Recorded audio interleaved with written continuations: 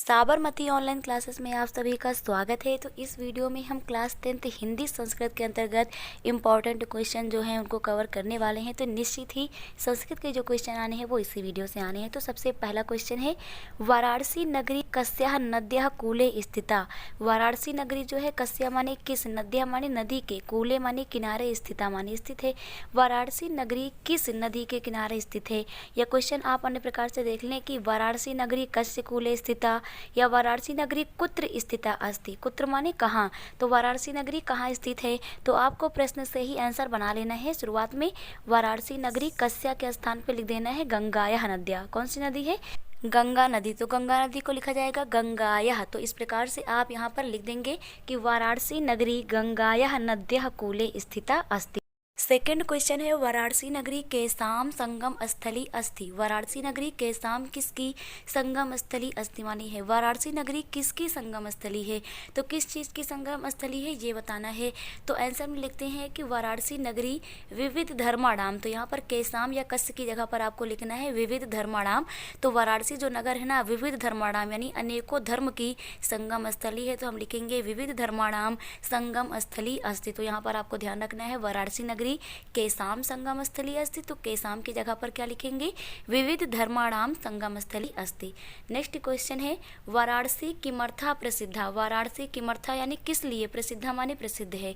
तो भाई वाराणसी किस लिए प्रसिद्ध है, तो आंसर में लिखते हैं कि वाराणसी विद्या दर्शन साहित्य धर्म कला शिल्पार्थ प्रसिद्धा अस्ति। तो यहाँ पर वाराणसी जो नगरी है विद्या के लिए, दर्शन साहित्य के लिए, धर्म के लिए, कला के लिए और शिल्प के लिए प्रसिद्ध है। तो इस प्रकार से किमर्था की किमर्थ मतलब किस किस चीज़ों के लिए, तो यहाँ पर लिखते हैं विद्या दर्शन साहित्य धर्म कला शिल्पार्थ यानी कि इन सभी चीज़ों के लिए वाराणसी नगरी प्रसिद्ध है। तो इस प्रकार से क्वेश्चन नंबर 3 भी क्लियर हो गया होगा। नेक्स्ट क्वेश्चन हमारा है कि कुत्र मरणम मंगलम भवति। कुत्र माने कहाँ, मरणम माने मरना, मंगलम भवति यानी मंगलकारी होता है। तो कहाँ पर मरना मंगलकारी होता है, तो यहाँ पर हमारा उत्तर हो जाएगा कुत्र के स्थान पे वाराणस्या, कि वाराणसी में, वाराणस्या मरणम मंगलम भवति, वाराणसी में मरना मंगलकारी होता है। तो यहाँ पर कुत्र की जगह क्या रख देंगे, वाराणस्या। तो आप हिंदी से संस्कृत आसानी से बना पाएंगे। जब आप इसका हिंदी में आंसर जानते होंगे तो आप अंग्रेजी में लिख पाएंगे। जैसे यहाँ पर कुत्र के स्थान पे हमें क्या लिखना है, वाराणस्या लिखना है, यानी कि वाराणसी में मरना मंगलकारी होता है। नेक्स्ट क्वेश्चन है कि वीरः केन पूज्यते। वीरः माने जो वीर पुरुष होते हैं, केन माने किसको, पूज्यते माने पूजते हैं। तो वीर पुरुष किसकी पूजा करते हैं, किसको पूजते हैं, तो वीरः वीरेण पूजते हैं। जो वीर पुरुष होते हैं ना वो वीरों की ही पूजा करते हैं। तो वीरः वीरेण पूज्यते, तो केन की जगह पे क्या हो जाएगा, वीरेण हो जाएगा, वीरः वीरेण पूजते। अगला क्वेश्चन है, पुरुराजा केन सा युद्धम अकरोत्। जो पुरु राजा है केन शाह किसके साथ युद्धम अकरोत्, किसके साथ युद्ध करता है, तो पुरुराज जो है ना वो अलक्षेंद्र के साथ, किसके साथ, अलक्षेंद्र के साथ युद्ध करते हैं। तो यहाँ पर हम लिखते हैं पुरुराजा, केन के स्थान पे लिख देंगे अलक्षेंद्रेण सह युद्धम अकरोत्, कि जो पुरुराज हैं वो अलक्षेंद्र के साथ युद्ध करते हैं। अब यहाँ पर अगला क्वेश्चन है, अलक्षेंद्र का आसीत, कि अलक्षेंद्र कौन था, तो अलक्षेंद्र की बात करें तो यमन देश का राजा था। कौन था अलक्षेंद्र, यमन देश का राजा। तो यहाँ पर हम लिखते हैं अलक्षेंद्र यवन देशस्य यानी यवन देश का राजा आसीत, राजा था। तो अलक्षेंद्र यवन देशस्य राजा आसीत, कि अलक्षेंद्र यवन देश का राजा था। नेक्स्ट क्वेश्चन है हमारा कि पुरुराजा का आसीत। पुरुराजा का माने कौन, आसीत माने था। तो पुरुराज कौन थे, तो पुरुराज कौन थे, एक भारतीय राजा थे। तो यहाँ पर हम बताएंगे पुरुराजा भारतस्य यानी भारत के, एकः माने एक, वीरः माने वीर, नृपः माने राजा, आसीत माने थे। तो पुरुराजा कह की जगह लिखेंगे भारतस्य एकः वीरा यानी भारत के एक वीर, नृपः माने राजा, आसीत माने थे। तो इस प्रकार से आंसर हो जाएगा पुरुराजा भारतस्य एकः वीरा नृपः आसीत। अगला क्वेश्चन है, वीर भावों की कथ्यते।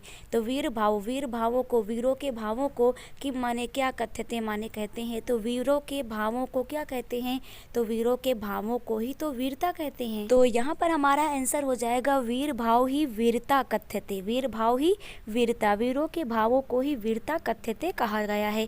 तो आंसर हो जाएगा वीर भावो ही वीरता कथ्यते। नेक्स्ट क्वेश्चन है यहाँ पर पदेन बिना किम दूरयाति। पदेन बिना की पैरों के बिना किम माने कौन, दूरयात माने यानी दूर तक जाता है। तो पैरों के बिना कौन दूर तक जाता है, तो पदेन बिना पैरों के बिना पत्रम माने पत्र, चिट्ठी जो होती है दूरयाति वो दूर तक जाती है। तो वो कौन सी चीज़ है, बूझने वाला क्वेश्चन है ना ये, जो बिना पैरों के चलता है, तो वो क्या है, पत्र है। अगला क्वेश्चन है आमुखो अपि का स्फुट वक्ता भवति। आमुखो यानी बिना मुख के, का माने कौन, स्फुट वक्ता यानी स्पष्ट बोलने वाला है। तो बिना मुख के कौन स्पष्ट बोल लेता है, तो बिना मुख के का की जगह लिखेंगे पत्रम। पत्रम स्फुट वक्ता भवति, कि बिना मुख के जो पत्र होता है वो स्पष्ट बोल लेता है। तो यहाँ पर आंसर हो जाएगा अमुखो अपि पत्रम स्फुट वक्ता भवति। अगला क्वेश्चन यहाँ पर हमारा ज्ञान कुत्र संभवति। ज्ञान जो है कुत्र माने कहाँ, संभवत माने प्राप्त किया सकता है। ज्ञान को कहाँ प्राप्त किया जा सकता है, तो ज्ञान सर्वत्र संभवति। ज्ञान जो है वो हर जगह संभव है, हर जगह उसे प्राप्त किया जा सकता है। अगला क्वेश्चन है ग्रामीणम नागरिकम आप्रच्छतम। जो ग्रामीण नागरिक है वो आप्रच्छतम मतलब क्या पूछता है, तो ग्रामीण नागरिकम अप्रच्छतम यानी ग्रामीण नागरिक क्या पूछता है, तो ग्रामीण नागरिक एक पहेली पूछता है। तो यहाँ पर हम लिखेंगे ग्रामीणम नागरिकम एकम पहेलिकाम अपृच्छत। तो पहेलिकाम हो जाएगा हमारा आंसर कि वो एक पहेली पूछता है। नेक्स्ट क्वेश्चन देखते हैं चंद्रशेखर का आसीत। चंद्रशेखर का माने कौन, आसीत माने था। चंद्रशेखर कौन थे, तो यहाँ पर उत्तर में लिखते हैं चंद्रशेखर एक प्रसिद्ध यानी एक प्रसिद्ध, क्रांतिकारी देशभक्त यानी देशभक्त, आसीत माने था। तो चंद्रशेखर एक प्रसिद्ध क्रांतिकारी देशभक्त यानी देशभक्त थे। तो आंसर में आपको लिखना है कि चंद्रशेखर एक प्रसिद्ध क्रांतिकारी देशभक्त आसीत। अगला क्वेश्चन है केन कारणेन। केन माने किस, कारणेन माने कारण से, चंद्रशेखर न्यायालय आनीत माने आए। चंद्रशेखर जो है वो किस कारण से न्यायालय आए हैं, तो यहाँ पर आंसर में लिखते हैं चंद्रशेखर राजद्रोह से यानी राजद्रोह का आरोप के कारण न्यायालय आनीत यानी न्यायालय आए हैं। अगला क्वेश्चन है चंद्रशेखर स्वनाम किम अकथत। तो चंद्रशेखर यानी चंद्रशेखर ने स्वनाम अपना नाम किम माने क्या, अकथयत माने बताया, कहा। तो चंद्रशेखर ने अपना नाम क्या बताया, तो उत्तर में बताते हैं क्या बताया था भाई, चंद्रशेखर ने अपना नाम बताया था आज़ाद। तो उत्तर में लिखते हैं चंद्रशेखर स्वनाम की चंद्रशेखर अपना नाम आज़ादा माने आज़ाद, इत अकथयत यही कहा था, चंद्रशेखर ने अपना नाम आज़ाद कहा था। अगला क्वेश्चन है चंद्रशेखर स्वापितु। चंद्रशेखर ने स्वापितु यानी अपना पिता का नाम किम मतलब क्या, अकथयत माने कहा था। तो चंद्रशेखर ने अपने पिता का नाम क्या बताया था, तो क्या बताया था भाई, उन्होंने अपने पिता का नाम स्वतंत्रता बताया था।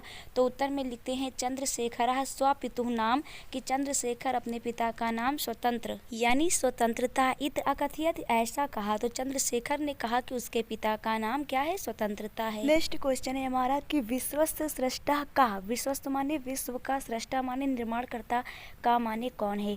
तो विश्व का निर्माणकर्ता कौन है, विश्व का सृष्टा कौन है, तो यहाँ पर आंसर में लिखते हैं विश्वस्त सृष्टा कि विश्व का निर्माणकर्ता ईश्वर है यानी ईश्वर है। विश्व का निर्माणकर्ता कौन है, ईश्वर है। अगला क्वेश्चन है भारतीय संस्कृति की। भारतीय संस्कृति का मूलम माने मूल, किम माने क्या, अस्ति माने है। भारतीय संस्कृति का मूल क्या है, भारतीय संस्कृति का मूल यानी कि मुख्य कथन उसका क्या है, उसका उद्देश्य क्या है। तो भारतीय संस्कृति का मूल लिखते हैं कि विश्वस्तु विश्व का सृष्टा यानी कि निर्माणकर्ता ईश्वर है। जो ईश्वर है एक है वो एक है। तो विश्व का जो सृष्टा निर्माणकर्ता जो ईश्वर है, ईश्वर एक है। इति यही भारतीय संस्कृति, यही भारतीय संस्कृति का मूलम अस्ति मूल है कि भारतीय संस्कृति का यही सिद्धांत है कि जो ईश्वर है ना वो एक है। तो इस प्रकार से ये इम्पोर्टेंट आंसर हम लोगों ने कवर कर लिए। तो आपको आंसर क्लियर हो गए होंगे। Thank you.